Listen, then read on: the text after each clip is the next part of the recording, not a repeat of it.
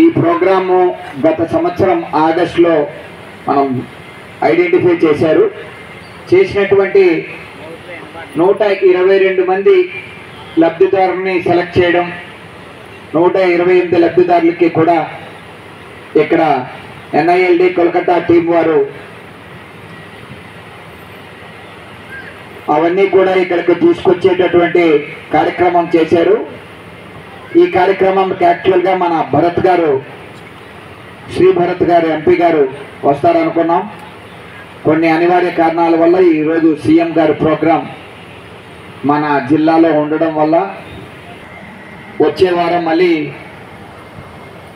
ఆయన వచ్చేటటువంటి కార్యక్రమానికి మళ్ళీ వేరేగా ఏర్పాటు చేయడం జరుగుతున్నది.